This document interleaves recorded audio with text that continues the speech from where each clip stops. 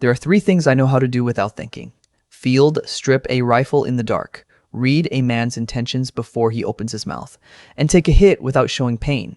I was doing all three that Tuesday morning outside the Sunrise Diner on Clement Street when Tanner Woke's boot connected with my ribs the second time. I could have ended it, right there, in under 8 seconds. I could have put all three of them on the pavement in ways they wouldn't recover from for months. I did the math without meaning to. It's reflex, like breathing. The big one with the chain around his neck first, then the shorter one with his hands in his pockets. Tanner last, because Tanner was the reason, and reasons deserve a moment. But I didn't. I lay there on the wet concrete and I let it happen, because the last promise I made to my brother was that I was done being that version of myself. He made me swear it 3 weeks before his convoy hit the IED outside Kandahar. I kept the promise, even when it cost me, even when they took the medal. Not my medal, my brother's. A Bronze Star with Valor, awarded posthumously to Corporal Derek Hale, United States Army, killed in action at 24 years old. I had carried it in a chest pocket of my jacket every single day for 2 years. Close to the heart, where he would have been embarrassed about but also secretly glad. Tanner yanked it out of my pocket while his friends held my arms. He turned it over in his fingers. The ribbon was faded. The star itself was worn where I had rubbed it between my thumb and forefinger during the long nights. "Pawn shop find?" he said. "Or did you steal it off a real soldier?" His name was Tanner Wolk, 26, son of Bryce Wolk, who owned half the commercial real estate in the Richmond district and had the mayor's cell number saved under a first name. I knew this because I had spent 4 months working security at one of Bryce's properties before I was let go for refusing to look the other way when one of his managers was skimming from the cleaning staff. I had seen Tanner come and go. He had never once looked at me directly. People like him don't look at people like me. He looked at me now. "Trash collecting trash," he said, and dropped the metal into a puddle. Then they walked to his white Range Rover with the custom rims and the Wolk 1 vanity plate, and they drove away. The waitress from inside, a woman named Cora, who had been slipping me free coffee on cold mornings for 3 months, came out the back door with her hand over her mouth. "I'm calling 911, she said. "Don't." I pushed myself up slowly. Everything on my left side was singing. "Go back inside, Cora. Tell them what you saw, if anyone asks. That's all." "You're bleeding." "I've bled before." I picked up the metal from the puddle. I dried it on my sleeve. I looked at Derek's name engraved on the back. He would have had something funny to say about all of this. He always did. The police came in 11 minutes. 2 officers. One of them, a sergeant named Dillard, chewed a toothpick and looked at my jacket with the kind of look that does the math on your net worth before you finish your first sentence. "So some kids roughed you up," he said. 3 men. Assault and theft. The vehicle was a white Range Rover, license plate Wolk 1. I can give you a full description of all 3. Dillard wrote nothing down. "You got any ID?" he asked. I gave him my California ID. He looked at it, looked at me, looked at the alley. "You staying at the shelter on Geary?" "I'm staying where I'm staying. Look." He handed the ID back with 2 fingers like it might be contagious. "We get calls from this block 3-4 times a week. If I chased down every report of a pushing match, I'd never get home for dinner. You want to file a written report? There's a form at the station." He got back in the cruiser. His partner hadn't said a word the entire time. I stood there in the alley until the sound of the engine faded. I had done 3 tours. I had held a radio in a burning building in Helmand province and called in coordinates that saved 11 lives, including my own. I had come home and watched the country I served go on without me, which is fine. That's how it should work. I had slept in my truck for 7 months after the VA lost my paperwork and my savings ran out and my landlord couldn't wait. None of that had broken something fundamental inside me. But watching that cruiser roll away without a single note taken, that cracked something loose. I reached into the lining of my jacket. There's a zipper pocket that doesn't look like a pocket from the outside. I'd sewn it in myself with the sewing kit from a dollar store in Fresno. Inside was a phone. Not a smartphone. An old BlackBerry that a man named Hollis had given me 2 years ago when I left the unit, pressing it into my hand outside Fort Bragg, like he was passing a grenade. "You call this?" Hollis had said. "Only if there's no other way." I looked at the number, saved under the name Shepard. I dialed. It rang once. "Identify," a voice said. Flat, professional. The voice of someone who answers this phone the same way at 3 a.m. as at 3 p.m., This is Hale, I said. Miles Hale, former sergeant, 75th Ranger Regiment. I need Hollis. A pause. Not long, 5 seconds, hold. Then a different voice. One I hadn't heard in 2 years, but would recognize anywhere. The specific rasp of a man who had smoked for 20 years and quit cold turkey the day his daughter was born. Miles. Hollis didn't ask how I was. He never does. Talk to me. They took Derek's medal. Silence. Hollis knew Derek. He had written the recommendation for the Bronze Star himself. He had sat in the third row at the memorial service and cried without making any sound, which I had never seen him do before or since. Who, he said. It wasn't a question. It was the beginning of a process. I gave him everything. Tanner woke. Bryce woke. Walk 1-1, the diner on Clement, the officer who didn't write a single word. Give me an hour, Hollis said. I don't need an army, Hollis. Give me an army, Mollis. Give me an hour, Miles. He hung up. I used that hour to walk to the bus station on Presidio. In the men's room, I washed my face with cold water and looked at what the mirror gave back. 29 years old. The jaw still sharp. The eyes still the same dark gray Derek always said made me look like I was permanently running threat assessments. Which is accurate. I had $23.40. I bought a disposable razor from the vending machine and shaved at the sink. A man in a business suit came in, clocked me, and chose a different sink. I didn't mind. I was already somewhere else in my head. The phone buzzed at the 40-minute mark. Okay, Hollis said. Here's what we know. Tanner woke, DOB March 8, 1998. 2 prior assault charges, both expunged. His father Bryce donated $60,000 to the city council's re-election fund 18 months ago. Sergeant Dillard's brother-in-law works facilities management at a woke property in the Sunset. You see how this works? I see exactly how it works. The medal is already gone, Hollis said. I tracked Tanner's credit card. He sold it 40 minutes ago to a place called Pacific Exchange on Irving Street. Cash transaction. My stomach dropped, then steadied. Who bought it from the shop? That's where it gets complicated. I heard Hollis clicking keys somewhere. The shop owner flagged it as a high-interest item. A collector. Man named Prescott was called in for a private showing. He's a known buyer of military memorabilia, operates out of a private gallery in Pacific Heights. He paid $1,800 for it. $1,800 for something that was worth everything and nothing at the same time. Where is Prescott now? His gallery. 2200 Broadway. But Miles. Hollis paused. Prescott has connections. His uncle is a federal magistrate. His regular clients include 3 city supervisors. If you walk through that door and make noise, it follows you. You understand what I'm saying? I understand what you're saying, I said. And I'm going anyway. I heard what might have been a sigh, or might have been a Hollis accepting something inevitable.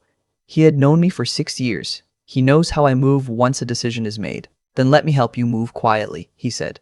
I'm pulling his security camera feed now. His gallery has a ring camera at the front door and 2 interior. I can loop the footage. You'll have a 12-minute window. I'm not stealing it, Hollis. I know. I'm giving you 12 minutes to convince a man to do the right thing before I start making his professional life very uncomfortable from the outside. What does that mean? It means Prescott has 3 pieces in his collection that were listed as private donations to 2 different nonprofits in the same tax year. The IRS finds that kind of creativity fascinating. I took the 38 bus to Pacific Heights. The neighborhood changes when you cross to Visadero. The air even feels cleaner, which is a trick the city plays on itself. I got off on Broadway and walked the block and a half to a building with a brushed steel sign that just said Prescott in small, tasteful letters. I pushed open the door. Inside was the hush of money. Thick carpet, track lighting angled just so, display cases with objects in them that had little white cards with no prices because the prices were the kind of thing you discussed over a different kind of meeting entirely. A man at the back looked up. Late 50s. Silver hair barbered the way that costs real money. Cashmere sweater despite the California winter being what it is. He took me in from the doorway and something in his posture shifted. Not fear. Calculation. We're by appointment, he said. I know. I walked in anyway. I'm here about the Bronze Star you purchased this morning. From Pacific Exchange on Irving, I'd like to buy it back. He looked at me with the precise expression of a man deciding if something is a problem or an opportunity. That piece is not currently available, he said. Everything is available for the right conversation. I didn't threaten him. I want to be clear about that. I sat down in the chair across from his desk without being invited. and I told him, calmly, in a normal voice, that the metal had been stolen from me approximately 2 hours ago by a man named Tanner Wolk. I told him my brother's name. I told him what Derek had done to earn that star. I told him where Derek was buried, which is a veterans cemetery in Colma, 20 minutes south of the city, where I went on the first Sunday of every month. Prescott listened. Then he said, "That's a very moving story, but I purchased that item in good faith, and..." His phone rang. He frowned at it. Unknown number. He let it ring. It rang again, 30 seconds later. He picked up, said hello, listened. The color changed in his face in the specific way that happens when something you thought was solid ground turns out to be paper. "I see," he said. "Yes, I understand." He hung up. He looked at me differently now. "Your friend," he said, "just read me a very specific list of discrepancies in my 2021 and 2022 charitable contribution filings." "I don't have any friends," I said. "I have my brother's medal. Can we discuss where it is?" He got up. He went to a cabinet behind the display case. He came back with the medal in a small archival bag, the kind conservators use. He set it on the desk between us. "Take it," he said. "No charge, obviously." I took it. I held it for a moment. The weight of it was exactly right, the way familiar things always are. "Thank you," I said. "The man who brought it to the shop," Prescott said slowly. "Tanner Wolk, you said." "Yes. His father and I have done business. That doesn't surprise me." "It will stop," Prescott said. He wasn't saying it to be virtuous. He was saying it because he was already doing the math on what associations were now worth keeping. But the result was the same. I put the medal back inside my jacket and walked out into the afternoon sun. Hollis was waiting on a call I didn't make him wait long for. "Got it," I said. "Good." He sounded like he might have actually exhaled. "But there's something else, Miles." While I had eyes on the Wolk family's communications, and I want to say this carefully, I found something that has nothing to do with your medal. I stopped walking.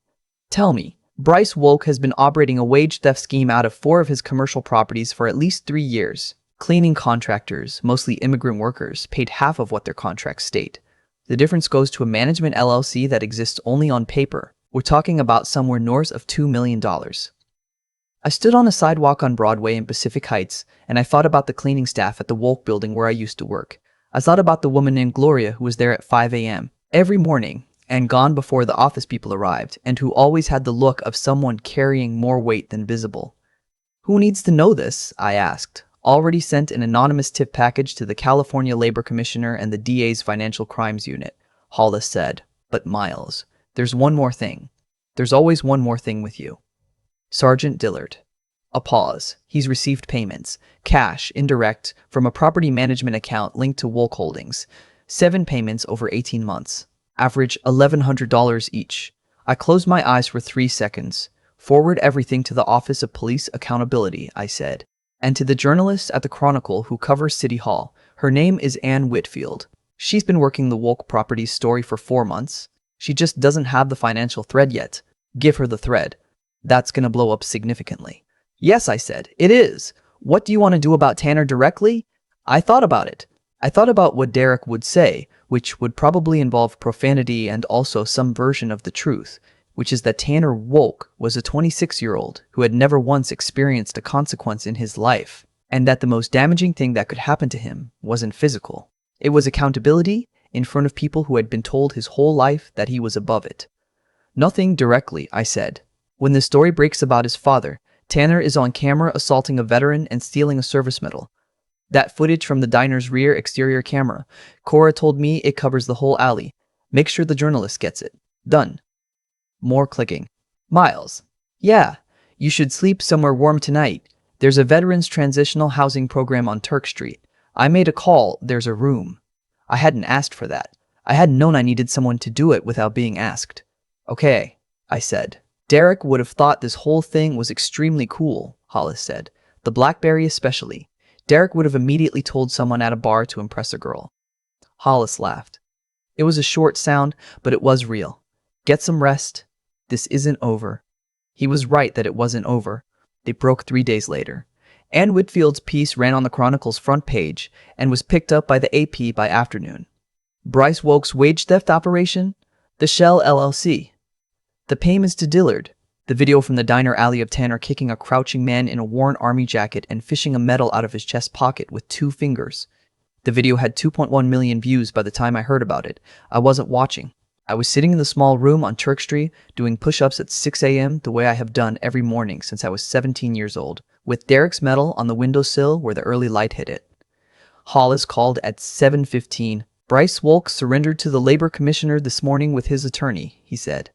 Back wages plus penalties for 212 workers. The DA is opening a separate criminal inquiry. Dillard has been placed on administrative leave pending an OPA investigation. And he paused. Tanner was arrested last night. Assault, robbery. They found 2 other incidents involving the same crew that the department had quietly filed away. Okay, I said. That's all you've got? Okay. What do you want me to say, Hollis? I want you to say, this is the part where you let me help you get back on your feet for real, not one room on Turk Street. I mean, actually, I have a contact at Pinkerton's Federal Division. They're building a team for a DoD contract, protection and intelligence assessment.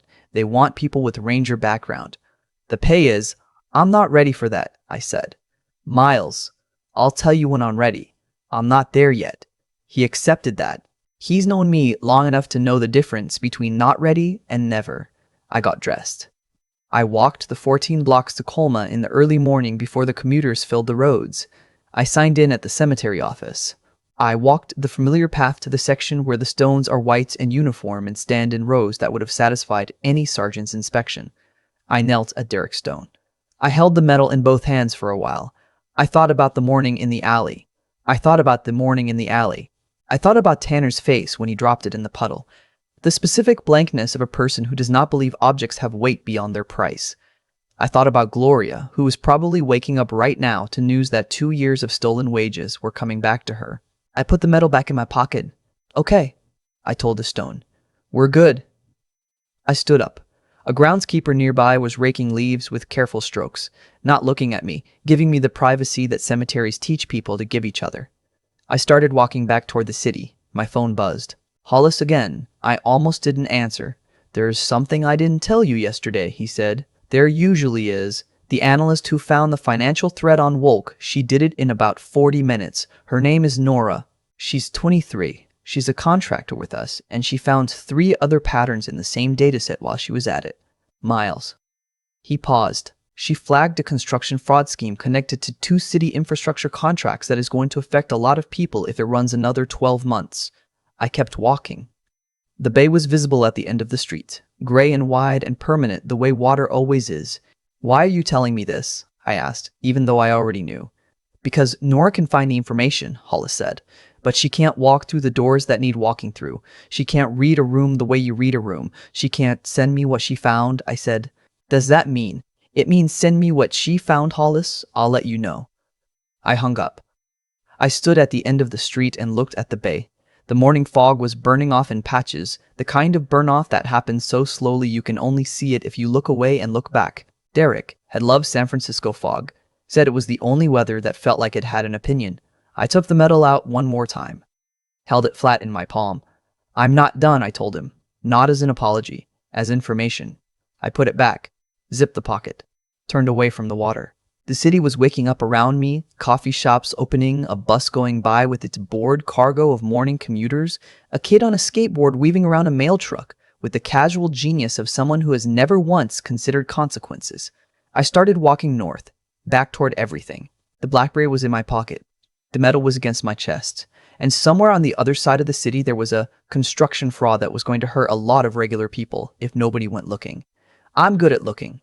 Derek always said that was my best and worst quality, that I notice things other people walk past, that I can't unnotice them once I do. He was right about that. He was right about most things. I owed it to him to keep proving it. People ask me sometimes what the hardest part of coming home was. They expect me to say the nightmares or the VA waiting rooms or sleeping in my truck through a February that didn't care about my service record. Those things were hard. But the hardest part was something quieter than any of that. It was learning that the world I had fought to protect didn't automatically protect me back, that the system I believed in had gaps wide enough to swallow people whole, and that some of those gaps were being held open deliberately by men like Bryce Wolk, who wrote checks to politicians the same way other people buy insurance. I didn't understand that fully until Tanner dropped Derek's medal in a puddle and a police sergeant drove away without writing a single word.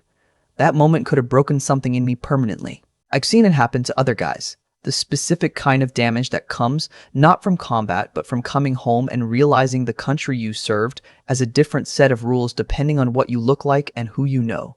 Some of them never recovered from that. And I won't pretend I was immune to it. I sat in that alley for a while after the cruiser left, and I felt something very close to despair. But despair is just what happens when you haven't yet identified the next right action. That's not philosophy. That's just what Ranger School actually teaches you, stripped of all the noise. When the situation is worst, you don't catastrophize. You take inventory. What do I have? What do I need? What is the next step? One step, not the whole staircase. I had a phone in a hidden pocket. I had a number I never used. I had a name, Tanner Wolk, and a license plate, and the memory of a sergeant chewing a toothpick while 200 workers got robbed every month in the dark. Those were assets. Small ones, but real. What I didn't have was bitterness, which surprises people when I tell them.